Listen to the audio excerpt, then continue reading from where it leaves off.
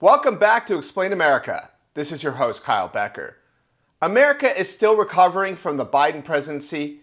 We had an absentee president, and that was putting it mildly.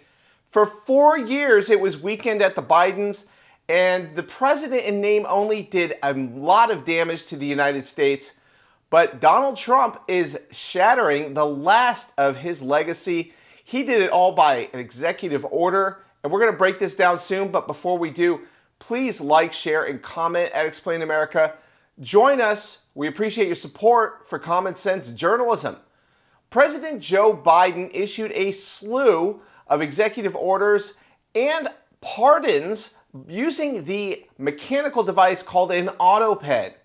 Now, other presidents have used an auto pen before, but the Constitution requires that the president be present when the auto pen is used. That's right, we can't have a shadow cabal running the show while we have some feeble septuagenarian frontman out there waddling around, a zombie president. This is not acceptable. It's not how a constitutional republic is run, and now the cover has been completely blown. So President Donald Trump has issued an executive decree that has struck down Biden's auto pen orders, and that includes those pardons and clemencies that were issued on the way out, except for "Where's Hunter Biden," as Donald Trump put it, because, well, Joe Biden signed that one himself. It was pretty much on the last day of his presidency, so he was really embarrassed about that one because he lied to the American people about it. Now, this scam against democracy itself, this outrage against our constitutional republic, it is being exposed. And with one executive order, Donald Trump has destroyed the last of the Biden legacy, if there was anything real about it to begin with. On Tuesday evening, Trump issued a stunning executive action, and that is the nullification of all documents, proclamations, executive orders, memoranda, and contracts signed by AutoPen during Biden's fake presidency. He declared the documents null, void, and of no further force or effect. And he posted the announcement on Truth Social, delivering the final blow to the Biden AutoPen presidency.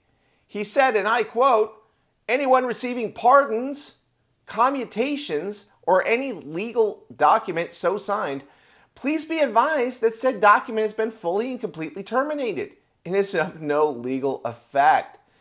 And this comes after a bombshell oversight committee report that revealed that President Biden's aides were in effect running the show by proxy while concealing his cognitive and physical decline from the public.